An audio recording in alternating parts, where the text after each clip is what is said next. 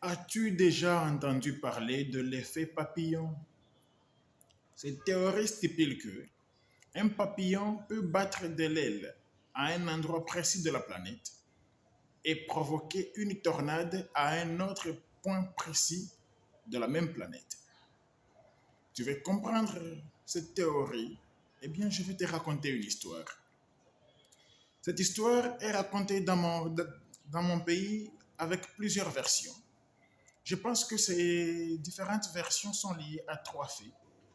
Le premier, il se pourrait que la même histoire se soit reproduite plusieurs fois. La deuxième possibilité est que, en la racontant, chacun le fait à sa sauce et en l'écoutant, chacun le fait à son oreille. Et le troisième fait serait que, normalement, vu qu'elle va de milieu en milieu, de personne en personne, elle reçoit et elle perd certains de ces éléments, mais les fils conducteurs restent les mêmes malgré les différentes versions qui existent.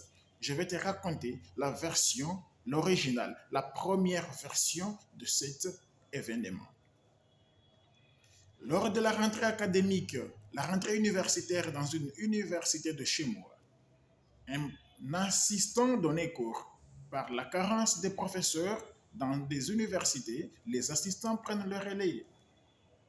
À la troisième séance, pendant qu'il notait quelque chose au tableau, un bruit se fit entendre dans la salle. Il se retourna, l'assistant se retourna et voulut savoir qui venait de le provoquer. Et les coins ciblés, tout le monde nia le fait. Un jeune homme ne fit aucun mouvement, ne dit rien du tout. L'assistant convaincu que la personne muette était celle qui se reprochait de quelque chose, lui lança une phrase qui resta dans les annales. Tant que je serai professeur dans cette université, tu n'iras jamais en deuxième année.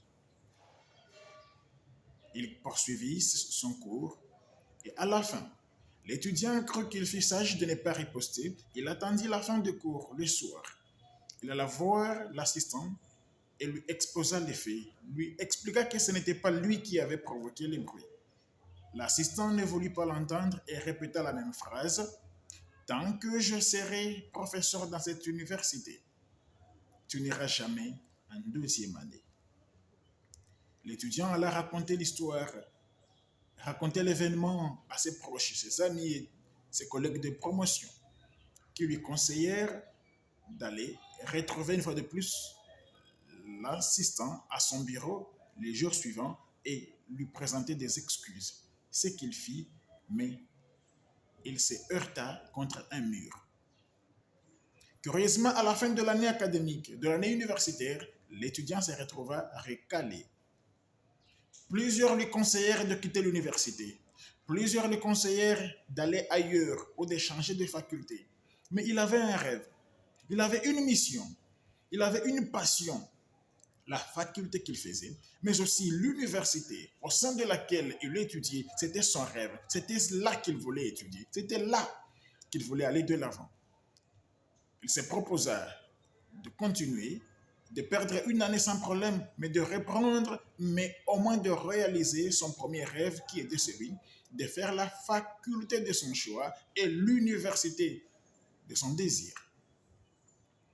Mais vers le milieu de la deuxième année, il croisa le même assistant dans un couloir dans l'université qui lui répéta son refrain. Tant que je serai professeur dans cette université, tu n'iras jamais en deuxième année. Il parla de la chose à certaines personnes qu'il jugea sages, qui lui proposèrent d'aller trouver les professeurs dans le bar où il allait souvent les soirs, lui offrir à boire et essayer de lui parler en famille, d'une manière un peu plus ou moins familiale, africaine, quoi. Il le fait. Et il trouva le professeur entouré de 5 personnes autour d'une table, dans le bar qu'il fréquentait le plus souvent le soir. Il offrit à chacun d'eux 2 bouteilles de bière. Le professeur se précipita de raconter la scène à ses amis avec lesquels il buvait, en présence de l'étudiant. Et il répéta encore la même phrase. Tant que je serai professeur dans cette université, tu n'iras jamais en deuxième année. Certains, parmi les compagnons du professeur, de l'assistant, dirent à l'étudiant, ne t'en fais pas, il a entendu. L'étudiant s'en alla. Mais la chose la plus curieuse, c'est que, encore à la fin de l'année, il fut recalé. Il venait de perdre 2 années. Ses amis passaient maintenant en troisième année. Lui venait de perdre 2 années en première. Il décida de poursuivre ses études dans la même université malgré tout. Il changea seulement de faculté. Mais il s'est dit que ses facultés étant proches, il ferait quand même le même métier qui était celui de son cœur. Mais la troisième année, juste au début, il fit une chose qu'il n'avait jamais faite. Il alla trouver la femme de l'assistant, lui expliqua les problèmes et sollicita l'intervention de celle-ci. Elle promit de le faire. Mais le lendemain, une semaine après la rentrée universitaire, la troisième année de suite, le même professeur alla plutôt chercher l'étudiant et lui dit, tu crois que c'est comme ça que tu m'auras? En passant par ma femme, j'ai une décision. Et lorsque j'ai décidé, je ne recule jamais. Je suis comme ça. Tant que je serai dans cette université, même si tu changes de faculté, tu n'iras jamais en deuxième année. L'étudiant s'en alla.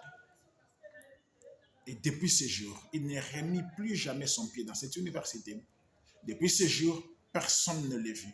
Il disparut des radars.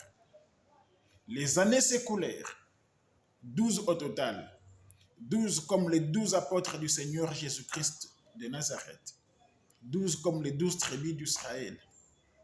Et l'assistant décrocha une bourse d'études de la Belgique, d'une université belge. Il lui fallait un passeport. Il quitta l'est de la République démocratique du Congo pour Kinshasa afin de se trouver un passeport. Il fit toutes les démarches.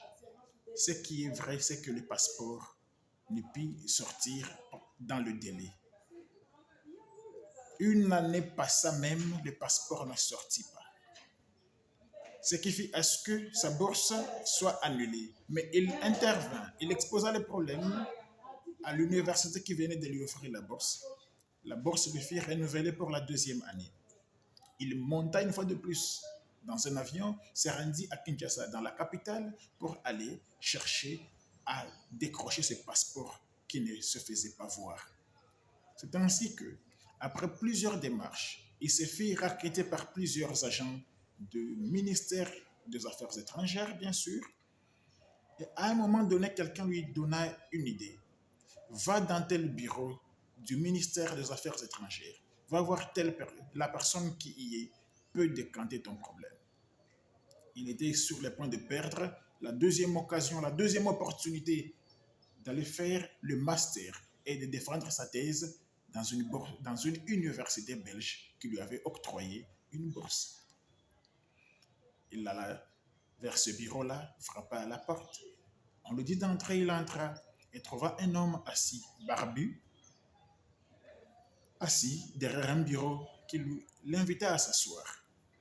Il exposa son problème, on lui offrit à boire une bière fraîche, il exposa son problème. La personne qui l'avait reçu lui posa une question. Est-ce que vous vous souvenez de moi? Il lui dit carrément non, je ne vois pas du tout. Il dit, j'ai fui l'un de vos étudiants dans telle université, telle année. Vous m'avez donné cours 2 années de suite. L'assistant comprit que son problème venait de se décanter. Il sauta de joie en lui-même, se disant qu'il n'aura plus à toucher de sa poche pour que son problème puisse être décanté, puisque la personne devant lui était redevable en tant que l'un de ses étudiants. Et à la fin, la personne lui dit, vous souvenez-vous avoir dit à un étudiant un jour, tant que je serai professeur dans cette université, tu n'iras jamais en deuxième année. À ces mots, le professeur sentit tous ses os se liquéfier dans son corps. La bière qu'il avait dans la bouche avait un goût bizarre. Il ne put ni recracher, ni avaler. Les yeux exorbités, il regardait son interlocuteur qui ajouta, ce jeune homme que tu avais fait souffrir 2 années de suite, c'est bien moi. Le professeur n'en revenait pas. Dans tout son orgueil, il n'avait jamais rencontré quelqu'un qui lui remettait ainsi à sa place, de la manière la plus humaine qui soit. Et son interlocuteur poursuivit. Est-ce que j'avais un problème avec vous à l'époque? Est-ce que vous étiez en conflit avec l'un de mes parents, mon père ou ma mère? Est-ce que l'un de mes familiers vous aurait causé du tort au point de m'en vouloir à ce point? Est-ce que vous étiez en conflit avec quelqu'un qui me ressemblait dans le sens d'un sosie? Le professeur ne trouva pas de mots, il ne trouva pas de réponse. Il avait la langue collée dans sa bouche et la bière qu'il avait dans la bouche avait été ainsi transformée en une sorte de glace qui fermait complètement sa bouche. Personne ne saura jamais s'il avait une réponse à l'une de ces questions. Et ainsi, son interlocuteur finit en disant: tant que je serai agent au ministère des Affaires étrangères dans ce pays, vous n'irez jamais en Belgique. C'est ainsi que le professeur retourna dans sa province et il ne put jamais franchir cette barre-là.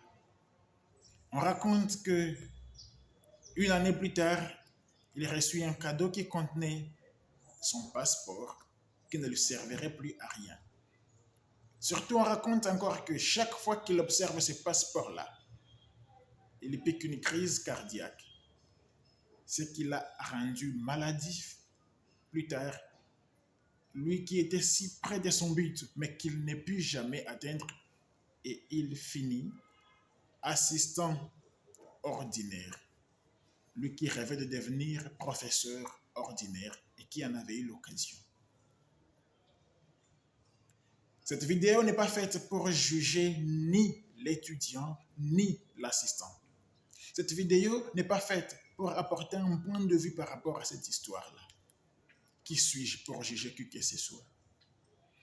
Mais cette vidéo est faite juste pour nous amener chacun de nous à nous poser les bonnes questions au bon moment. La première question étant, est-ce que toute cette catastrophe n'aurait pas pu être évitée?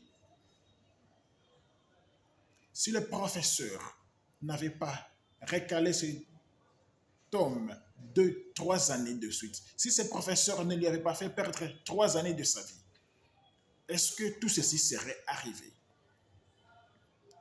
La deuxième question, en recalant cet étudiant, qu'est-ce qu'il avait gagné? La suivante, est-ce que être décisif que de prendre des décisions que l'on ne peut plus revoir? Est-ce intelligent, est-ce perspicace d'avoir des décisions sur lesquelles on ne peut jamais revenir? Juste ça. J'aimerais t'offrir un cadeau en te disant, la vie est un parcours. C'est une route sinueuse dont chacun de nous est maître d'une courbure. Lorsque les gens se présentent à ton poste de contrôle, n'oublie pas 2 choses. La première, c'est que chacun d'eux étant passé à ton poste de contrôle, il prend de l'avance sur toi et avance sur la route de la vie. La deuxième, c'est que en avançant sur le chemin de la vie avant toi, il va prendre possession d'un virage auquel tu voudras un jour passer. Il va prendre possession d'un virage que tu voudras un jour franchir. Et n'oublie pas que ce jour-là, les rôles seront inversés. L'ancien contrôleur deviendra le contrôlé et l'ancien contrôlé deviendra le contrôleur. Cette vidéo, partage-la au maximum. Offre-la en cadeau à tous ceux que tu portes dans ton cœur. Mais surtout, n'oublie pas une chose.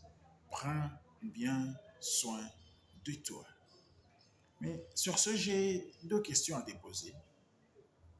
Es-tu aussi du genre à prendre des décisions sur lesquelles tu ne peux pas revenir, peu importe les circonstances?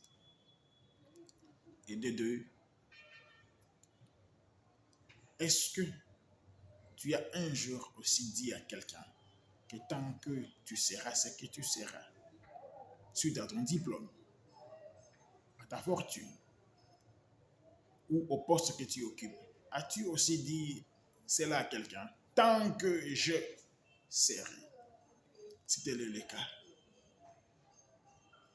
tu as encore tout le temps pour rectifier les tirs.